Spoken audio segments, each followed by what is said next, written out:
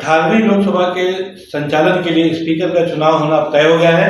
पिछले 2 दिनों से एक कवायद चल रही थी कि लोकसभा स्पीकर के लिए आम सहमति बन जाए। इसके बारे में इस संदर्भ में प्रधानमंत्री नरेंद्र मोदी ने रक्षा मंत्री राजनाथ सिंह को जिम्मेदारी दी थी कि वो विपक्षी दल के सदस्यों के साथ बातचीत तय करें और सदन के संचालन के लिए आम सहमति बनाने का प्रयास करें और जो भाजपा के जो स्पीकर है उनको अपना समर्थन दें। इस संदर्भ में विपक्षी दल हैं जो खासतौर पर कांग्रेस या इंडिया गठबंधन, इन सब लोगों का कहना था कि संसद की एक परंपरा रही हुई है कि सत्ता पक्ष से तो ठीक है लोकसभा का स्पीकर होता है, लेकिन लोकसभा का जो डिप्टी स्पीकर होता है वो आमतौर पर विपक्षी गठबंधन का होता है और पिछले कई सालों से ये परंपरा चली आ रही है। इसलिए इस बार इसका निर्वहन होना चाहिए, लेकिन सत्ता पक्ष उसके लिए तैयार नहीं हुआ और उन्होंने कहा कि शर्त रख रहे हैं, इसलिए हम उनकी शर्त नहीं मानेंगे। आपको बताते चलें कि राजनाथ सिंह ने पिछले 2 दिनों में तमाम बड़े नेताओं से, कांग्रेस के राष्ट्रीय अध्यक्ष मल्लिकार्जुन खड़गे सहित अखिलेश यादव, टीएमसी की ममता बनर्जी और डीएमके नेता से सबसे बातचीत की और आम सहमति बनाने का प्रयास किया। विपक्षी गठबंधन भी इस बात के लिए तैयार था कि स्पीकर भारतीय जनता पार्टी जिसको चाहे बनाए, हम उसको समर्थन देने के लिए तैयार हैं, लेकिन जो सदन की पुरानी भारतीय परंपराएं हैं उसका निर्वहन करते हुए कम से कम जो डिप्टी स्पीकर का पद है वो विपक्ष को मिलना चाहिए, विपक्ष चाहे जिसको बनाए। और इस संदर्भ में राजनाथ सिंह ने खड़गे से कहा था कि ठीक है हम इस बारे में फिर से चर्चा करेंगे, आश्वासन दिया था उन्होंने। लेकिन आज सुबह तक विपक्षी गठबंधन जो इंडिया का है उन्होंने इंतजार किया और आखिरकार 11:15 बजे राजनाथ सिंह को सब लोगों की बातचीत होनी थी, लेकिन जिस समय केसी वेणुगोपालन जो कि अखिल भारतीय कांग्रेस कमेटी के महासचिव हैं और टीआर बालू जो डीएमके नेता है, इन दोनों को राजनाथ सिंह से बात करने के लिए भेजा गया था और वहां पर वो बात नहीं बनी। सत्ता पक्ष का कहना था कि पहले आप स्पीकर के लिए जो ओम बिरला जो प्रत्याशी हैं, जो कि जिन्होंने पिछले 17वीं लोकसभा के संचालन किया था, उनको हम दोबारा रिपीट कर रहे हैं, आप उनको पहले समर्थन करें, उनको बनाएं, उसके बाद जो डिप्टी स्पीकर के लिए हम सदन में चर्चा करेंगे और चर्चा के बाद जो डिसीजन होगा तब उस पर हम निर्णय लेंगे। तो कुल मिलाकर कि जो इन्होंने जो 2 दिनों से चर्चा चल रही थी, ये उम्मीद लगाई जा रही थी कि इस बार जो है, क्योंकि विपक्ष भी काफी बड़ी संख्या में है, 233-34 की संख्या है और इसलिए जो है जो लोकसभा डिप्टी स्पीकर का जो पद है उनको मिल जाएगा। लेकिन आज के जो घटनाक्रम हुआ उसमें तनातनी हो गई और आखिरकार जो है सत्ता पक्ष के जो उम्मीदवार हैं ओम बिरला, जो कि पिछली बार भी लोकसभा के स्पीकर थे, उन्होंने घोषित भी किया, इस बार उन्होंने नामांकन भी भर दिया और उसके लगभग आधे घंटे बाद कांग्रेस के ओर से, मतलब इंडिया गठबंधन की ओर से, कांग्रेस के जो 8 बार के सांसद हैं जिनको प्रोटेम स्पीकर बनाए जाने की मांग इंडिया गठबंधन के लोगों ने की थी, उन्हीं को आखिरकार ओम बिरला के खिलाफ स्पीकर पद का दावेदार घोषित कर दिया गया और उन्होंने भी अपना नामांकन दाखिल कर दिया। इस संदर्भ में हालांकि जो मतदान की प्रक्रिया है वह कल यानी 26 तारीख को सुबह 11 बजे होगी और जिस ढंग से आंकड़े हैं सदन में, निसंदेह भारतीय जनता पार्टी के पास 240 लोकसभा सदस्य हैं, एनडीए गठबंधन के जो 293 का उनका आंकड़ा है उनके पास, इसलिए इस बात में कोई शक व शुबा नहीं लग रही है कि वो चुनाव हारे। तो ये लगता है कि लोकसभा स्पीकर भारतीय जनता पार्टी का ही बनेगा, ओम बिरला बनेगा, ऐसे उम्मीद लगाई जा रही है। लेकिन जिस तरह से आम सहमति का जो प्रयास चल रहा था, जैसा कि पहले के सदनों में होता रहा है, वो फिलहाल टूट गया है जो सपना और विपक्ष जो है चुनाव लड़ने पे अड़ गया है। इंडिया गठबंधन वो आज सत्ता पक्ष के स्पीकर के खिलाफ चुनाव लड़ रहा है, तो हो सकता है डिप्टी स्पीकर के लिए भी चुनाव हो सकता है डिप्टी स्पीकर भी सत्ता पक्ष के बन जाए, क्योंकि 23 जून 2019 से, जबकि पिछली जो लोकसभा थी उसमें सत्ता पक्ष ने किसी को भी डिप्टी स्पीकर नहीं बनाया था, ये बहुत बड़ी बात है। और डीवाई चंद्रचूड़ जो कि सीजेआई है, उन्होंने भी एक इस बारे में कमेंट्स भी किया था, लेकिन फाइनली वो पूरा ये पद जो है लोकसभा उपाध्यक्ष का पिछली बार खाली था। लेकिन यदि उसके पहले आंकड़ों पर नजर डालें, पहले के जो मामले उस पर नजर डालें, तो जैसा कि विपक्ष का कहना है उसके अनुसार यदि हम ज्यादा पुरानी बात ना भी करें, हम 2004 से आते हैं। 2004 में चरणजीत सिंह अटवाल जो कि शिरोमणि अकाली दल के नेता सांसद थे, उनको नेता प्रतिपक्ष बनाया गया था विपक्षी। तो इस समय आपको याद होगा 2004 में मनमोहन सिंह की सरकार बनी थी, यानी यूपीए की सरकार बनी थी, मनमोहन सिंह प्रधानमंत्री थे और उस समय चरण सिंह अटवाल शिरोमणि अकाली दल को ये उपाध्यक्ष का पद जो लोकसभा का वो दिया गया था 2009 से 14, जबकि दूसरी बार रिपीट हुई थी यूपीए की सरकार। उस समय भारतीय जनता पार्टी करिया मुंडा को लोकसभा का उपाध्यक्ष बनाया गया था, डिप्टी स्पीकर। उसके पहले हम बात करें 99 में ले जाते हैं, जबकि अटल बिहारी वाजपेयी प्रधानमंत्री थे। उस समय कांग्रेस के पीएम सहित लोकसभा के उपाध्यक्ष थे, डिप्टी स्पीकर। और उसके बाद 2014 से 19 की बात करें तो उस समय जबकि नरेंद्र मोदी पहली बार प्रधानमंत्री बने थे, तब AIADMK के एम थम्बीदुरई जो कि तमिलनाडु के हैं तो सांसद थे, उनको लोकसभा का उपाध्यक्ष बनाया गया था। लेकिन 2019 में जब दूसरी बार प्रधानमंत्री नरेंद्र मोदी की सरकार बनी, उस समय से लोकसभा का उपाध्यक्ष का जो पद है वो खाली था, आज भी खाली है। और जो आज की जो स्थितियां हैं उसको देखते हुए जो तनातनी चल रही है उसमें यही है कि राजनाथ सिंह जो कह के गए थे कि हम बात करेंगे, हम जवाब देंगे, उन्होंने जवाब नहीं दिया। खड़गे और राहुल गांधी इस पर बहुत बुरी तरह भड़के हुए हैं। तमाम नेता जो इंडिया गठबंधन के भी भड़के हुए हैं। राहुल गांधी ने तो यहाँ तक कह दिया कि प्रधानमंत्री कहते कुछ हैं, करते कुछ हैं। उन्होंने कहा था कि सदन में एक अच्छे विपक्ष की जरूरत है, विपक्ष की सांसदों को एक अच्छे सकारात्मक विपक्ष की भूमिका निभानी चाहिए।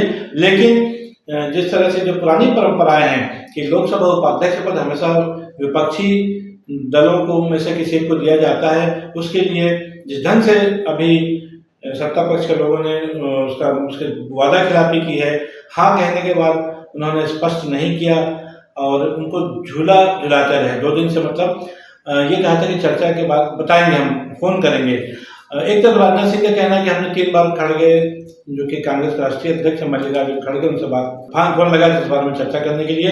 वहीं मल्लिकार्जुन खड़गे का स्पष्ट कहना है कि राजनाथ सिंह का कोई फोन हमारे पास नहीं आया है। अखबार में लिखा है कि प्रधानमंत्री ने कहा है कि ऑपोजिशन को कंस्ट्रक्टिवली सरकार के साथ कोऑपरेट करना चाहिए।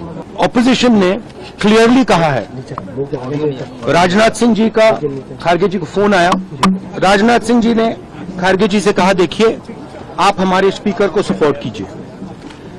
ऑपोजिशन, पूरी ऑपोजिशन ने कहा है, हमने सब के सब से बात की है, पूरी ऑपोजिशन ने कहा है कि हम स्पीकर को सपोर्ट करेंगे, मगर कन्वेंशन ये है कि डेप्यूटी स्पीकर ऑपोजिशन को मिलना चाहिए। राजनाथ सिंह जी ने कल शाम कहा था कि वो खारगे जी को कॉल रिटर्न करेंगे। अभी तक राजनाथ सिंह जी ने खारगे जी का कॉल रिटर्न नहीं किया है। तो मोदी जी कह रहे हैं कंस्ट्रक्टिव कोऑपरेशन हो और फिर हमारे नेता को इंसल्ट करा जा रहा है। तो नियत साफ नहीं है। नरेंद्र मोदी जी कोई कंस्ट्रक्टिव कोऑपरेशन नहीं चाहते हैं, क्योंकि कन्वेंशन है कि डेप्यूटी स्पीकर ऑपोजिशन का होना चाहिए। और हमने कहा है, पूरे ऑपोजिशन ने कहा है कि अगर कन्वेंशन फॉलो किया जाएगा तो पूरा समर्थन स्पीकर के इलेक्शन में हम देंगे। कॉल बैक नहीं किया गया आपके द्वारा। राहुल गांधी जी ने कहा कि खड़गे जी ने ऐसे जहां तक खड़गे जी का प्रश्न है, एक सीनियर लीडर हैं, उनका सम्मान करता हूं। कल से लेकर आज तक उनसे 3 बार हमारी बात पहली बार इन सब के बीच ये माना जाए, अगर देखा जाए तो संसदीय इतिहास में जो कि 72 साल हो गए हैं लोकसभा के, तो ये एक नई बात आ रही है इस समय। हालांकि माना जा रहा है कि इसके पहले भी हालांकि मतदान की प्रक्रिया 2 बार और ऐसी हो चुकी है, लेकिन आमतौर पर बहुमत दल होता है, उसकी तरफ से स्पीकर रहते हैं।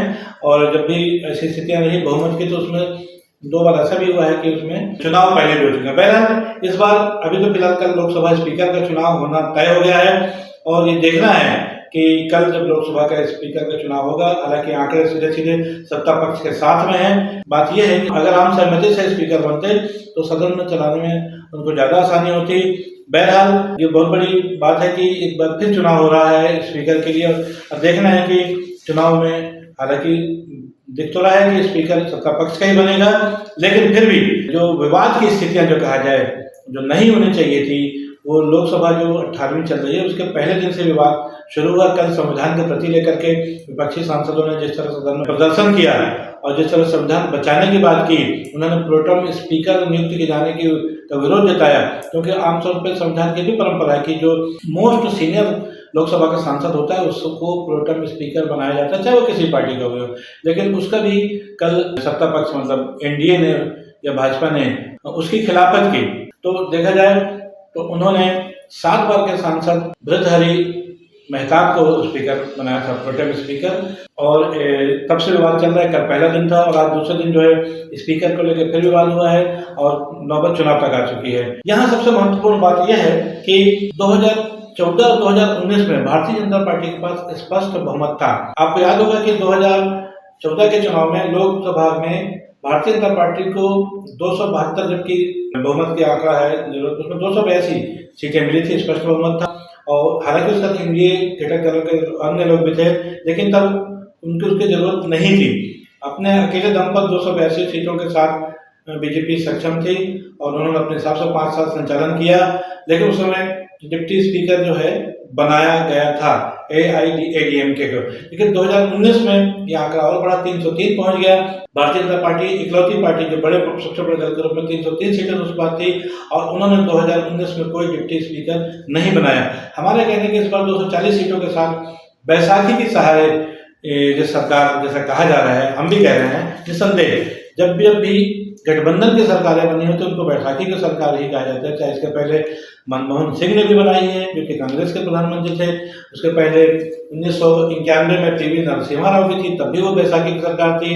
तमाम अन्य नेता जिसमें चंद्रशेखर हैं, उसमें इंद्र कुमार गुजराल है, तमाम जितने नेता जो है प्रधानमंत्री बने समझते सब बैसाखी के सहारे जिन्होंने सरकार का संचालन किया। और आखिर सबका हाथ यही रहा सिवाय 2 सरकारों को छोड़ करके, जिसमें खासतौर पे नरसिम्हा राव और मनमोहन सिंह जो कांग्रेस के सरकार थे, इन्होंने अपना कार्यकाल पूरा किया, बाकी सभी सरकारें गिर गई। अब इस बार ये देखना है जिस तरह से शुरुआत की है अभी, मतलब 240 सीटों के साथ भारतीय जनता पार्टी ने अपने लोकसभा की शुरुआत की है और जिस ढंग से उन्होंने अपनी जो तमाम चीजें हैं, मतलब गृह मंत्री अमित शाह पूर्व की तरह यथावत है, रक्षा मंत्री राजनाथ सिंह है वो भी पूर्व की तरह यथावत, मतलब जो मेन की पोस्ट है, की जो मंत्रालय हैं, बड़े मंत्रालय हैं, भारतीय जनता पार्टी ने अपने पास रखे हुए हैं। लोकसभा स्पीकर का पद भी उन्होंने अपने पास रखा है और उन्होंने, जबकि इस बात की चर्चा चल रही थी कि तेलुगु देशम इसी लोकसभा स्पीकर का पद मान सकती है।